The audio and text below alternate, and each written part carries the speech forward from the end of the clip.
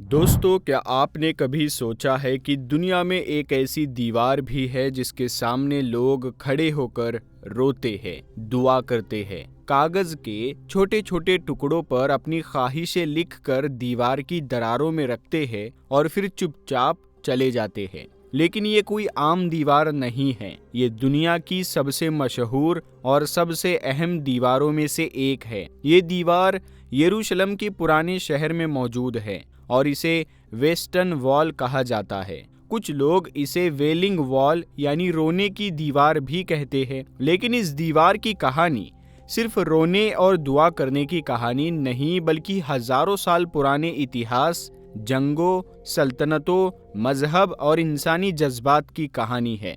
और सबसे हैरान करने वाली बात यह है कि इस एक ही जगह को यहूदी, मुसलमान और ईसाई तीनों अपने लिए अहम और मुकद्दस मानते हैं। यानी एक ही शहर, एक ही इलाका, लेकिन तीनों मजहबों की अपनी अपनी कहानी, अपनी अपनी यादें और अपनी अपनी मोहब्बत इस जमीन से जुड़ी हुई है। यही वजह है कि यरूशलेम को दुनिया का सबसे संवेदनशील और सबसे अहम शहर भी कहा जाता है, क्योंकि यह सिर्फ जमीन नहीं बल्कि इतिहास, मजहब और पहचान की कहानी जुड़ी हुई है। अब अगर हम इस दीवार की कहानी समझना चाहते हैं तो हमें बहुत पीछे इतिहास में जाना पड़ेगा। लगभग 3000 साल पुराने इतिहास में कहा जाता है कि बहुत पुराने जमाने में इसी जगह एक बहुत बड़ा इबादतगाह मौजूद था, जिसे यहूदी लोग हैकले सुलेमानी या टेम्पल ऑफ सोलोमन कहते हैं।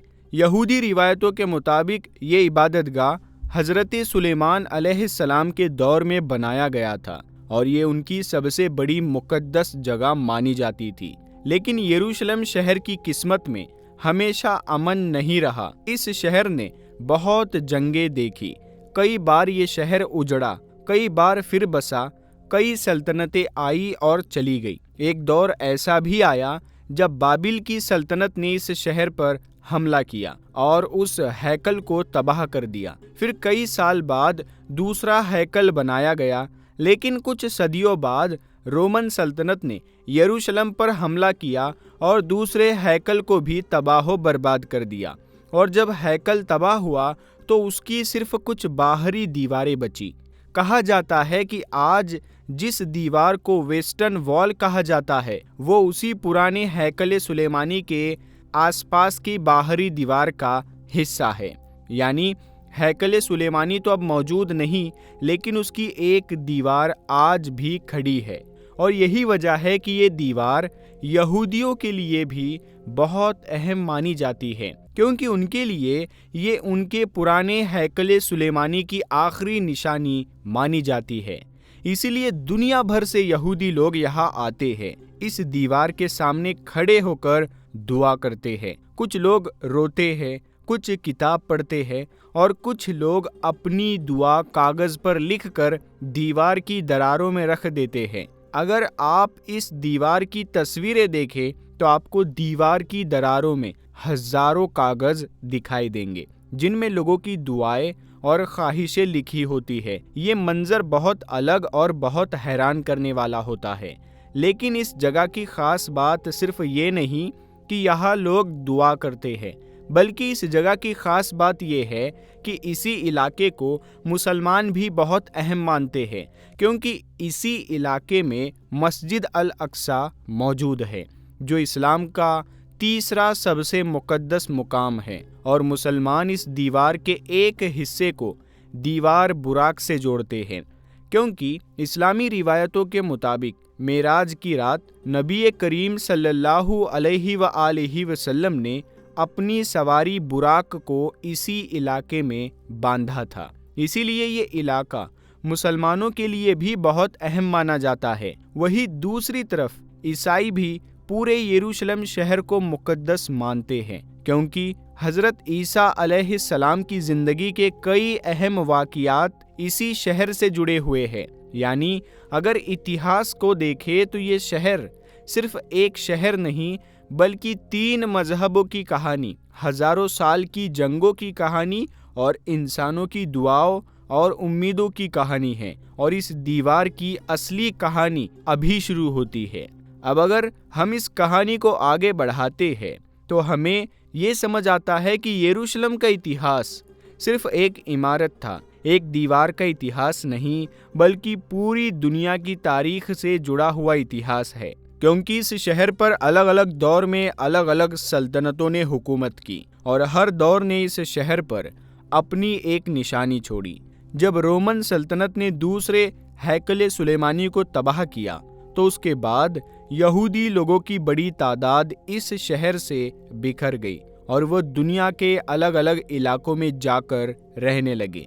लेकिन उनके दिल में यरूशलेम और उस हैकल की याद हमेशा बाकी रही। इसीलिए कई सदियों तक ये लोग जब भी दुआ करते तो यरूशलेम की तरफ रुख करके दुआ करते और अपने पुराने शहर को याद करते। फिर एक लंबा दौर बीजान्टाइन ईसाई हुकूमत का आया और इस दौर में यरूशलेम ईसाइयों के लिए बहुत अहम शहर बन गया, क्योंकि उनका मानना है कि हज़रत ईसा अलैहिस्सलाम की ज़िंदगी के कई अहम वाक़ियात इसी शहर में हुए। इसीलिए उन्होंने यहाँ बड़े बड़े चर्च बनाए और इस शहर को एक बड़ा मजहबी मरकज़ बना दिया। फिर 7वीं सदी में इस शहर के इतिहास में एक बहुत बड़ा बदलाव आया, जब मुस्लिम फतह का दौर शुरू हुआ और खलीफा हज़रत उमर फारूक रदी अल्लाह ताला अन्हु के दौर में यरूशलेम मुसलमानों के हाथ आया, जिसे मुसलमान बैतुल मुक़द्दस कहते हैं। इतिहास में मिलता है कि जब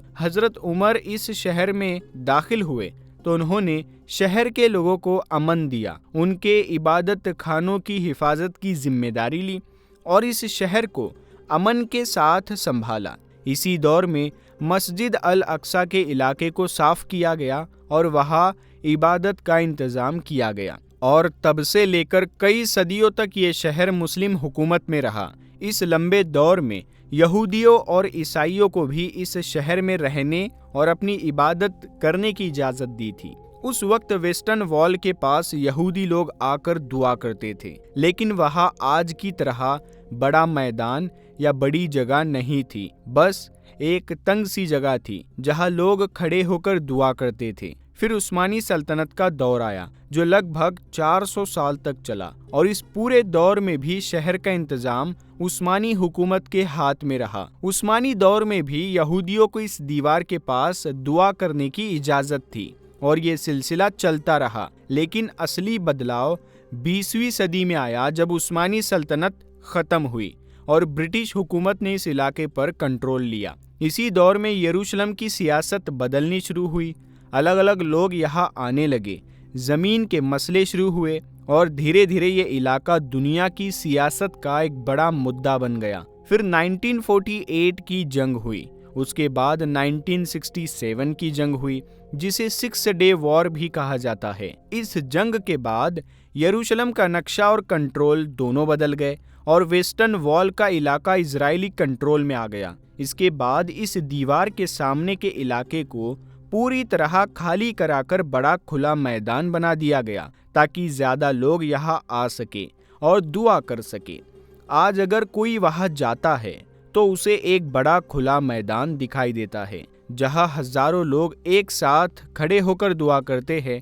लोग दीवार के पास जाकर सर झुकाकर खड़े रहते हैं, कुछ लोग किताब पढ़ते हैं, कुछ लोग दीवार को छूकर दुआ करते हैं और कुछ लोग अपनी दुआ कागज़ पर लिखकर दीवार की दरारों में रख देते हैं। ये एक बहुत मशहूर रिवाज बन चुका है और दुनिया भर से लोग अपनी दुआ लिखकर भेजते हैं और कुछ लोग उन दुआओं को दीवार की दरारों में रख देते हैं। साल में कई बार उन कागज़ों को निकालकर इज्जत के साथ दफन भी किया जाता है, क्योंकि उन्हें मुकद्दस माना जाता है। लेकिन इस पूरी कहानी का एक और पहलू भी है, क्योंकि ये दीवार जिस इलाके में है वही इलाका हरम अल शरीफ या टेम्पल माउंट का इलाका भी माना जाता है, जहाँ मस्जिद अल अक्सा और कुब्बतुस सखरा मौजूद है। इसीलिए ये जगह सिर्फ एक ऐतिहासिक जगह नहीं, बल्कि मजहबी और सियासी तौर पर दुनिया की सबसे संवेदनशील जगहों में से एक मानी जाती है और यही से इस शहर की कहानी और ज़्यादा पेचीदा हो जाती है। अब अगर इस पूरी कहानी को आखिर से शुरू करके शुरुआत तक देखें तो एक बहुत बड़ी बात समझ में आती है कि ये दीवार सिर्फ पत्थरों की एक दीवार नहीं है, बल्कि ये हजारों साल के इतिहास की खामोश गवाह है। इसने बादशाहों को आते जाते देखा, सल्तनतों को बनते और मिटते देखा, जंगों को होते देखा, लोगों को अपने शहर से निकाले जाते देखा, लोगों को वापस आते देखा। इसने रोते हुए लोगों को भी देखा और दुआ करते हुए लोगों को भी देखा। और शायद यही वजह है कि जो भी इंसान इस जगह पर जाता है वो सिर्फ एक दीवार नहीं देखता, बल्कि उसे लगता है कि वो इतिहास के सामने खड़ा है। यरूशलेम शहर की सबसे बड़ी सच्चाई भी शायद यही है कि ये शहर हमें इतिहास का एक बहुत बड़ा सबक देता है। और वो सबक ये है कि दुनिया की कोई ताकत हमेशा नहीं रहती, कोई सल्तनत हमेशा नहीं रहती, कोई बादशाह हमेशा नहीं रहता। सब आते हैं और चले जाते हैं, लेकिन शहर और उनका इतिहास रह जाता है। कभी ये शहर यहूदियों के पास रहा, कभी ईसाइयों के पास रहा, कभी मुसलमानों के पास रहा, कभी किसी और सल्तनत के पास रहा। यानी शहर वही रहा, लेकिन हुकूमतें बदलती रही। और यही इतिहास की सबसे बड़ी सच्चाई है कि इंसान ज़मीन के लिए लड़ता रहता है, लेकिन आखिर में ज़मीन उसी जगह रहती है और इंसान चला जाता है। अगर आज बैतुल मुक़द्दस को देखें तो ये शहर 3 बड़े मजहबों के लिए अहम है। यहूदी इस दीवार और पुराने हैकले सुलेमानी की वजह से इस जगह को अहम मानते हैं। मुसलमान मस्जिद अल अक्सा की वजह से इस जमीन को मुकद्दस मानते हैं और इस दीवार के एक हिस्से को दीवारे बुराक से जोड़ते हैं। और ईसाई हजरत ईसा अलैहिस्सलाम की जिंदगी के वाक़ियात की वजह से इस पूरे शहर को मुकद्दस मानते हैं। यानी एक ही शहर, एक ही ज़मीन, लेकिन तीनों मजहबों की अपनी अपनी मोहब्बत और अपना अपना इतिहास इस जगह से जुड़ा हुआ है। और शायद यही वजह है कि ये शहर हमेशा दुनिया की खबरों में रहता है और हमेशा इस शहर का जिक्र होता रहता है। लेकिन इस पूरी कहानी से इंसान को एक बहुत बड़ा सबक मिलता है कि दुनिया में जंग और नफरत से ज़्यादा ज़रूरी अमन और इंसानियत है। क्योंकि जब जंग होती है तो शहर बर्बाद होते हैं, लोग मरते हैं, बच्चे यतीम होते हैं, घर उजड़ते हैं। लेकिन जब अमन होता है तो शहर बसते हैं, लोग खुश रहते हैं और इबादतगाहें आबाद रहती हैं। इसीलिए इंसान को हमेशा अमन, इंसाफ और इंसानियत का साथ देना चाहिए और नफ़रत और जुल्म से बचना चाहिए। और आखिर में अल्लाह ताला से दुआ है कि या अल्लाह, इस दुनिया में जहाँ भी जंग है वहाँ अमन अता फरमा, जहाँ भी जुल्म है वहाँ इंसाफ अता फरमा। जो लोग अपने घरों से दूर हैं उन्हें अपने घरों में वापस लौटा दे। जो लोग डर में जी रहे हैं उन्हें सुकून अता फरमा। और हमें ऐसा इंसान बना जो नफ़रत नहीं बल्कि अमन फैलाए, जुल्म नहीं बल्कि इंसाफ का साथ दे, और जहाँ भी रहे इंसानियत और भलाई का काम करे। आमीन या रब्बुल आलमीन। प्यारे दोस्तों, इस वीडियो को ज़्यादा से ज़्यादा ज़रूर शेयर करें। और अगर अभी तक आपने हमारे चैनल नूरे हदीस को सब्सक्राइब नहीं किया है तो सब्सक्राइब करके साथ में लगे बेल आइकन को ज़रूर दबा दें। हम मिलते हैं आपको अगली वीडियो में, तब तक के लिए अपना ख्याल रखिएगा।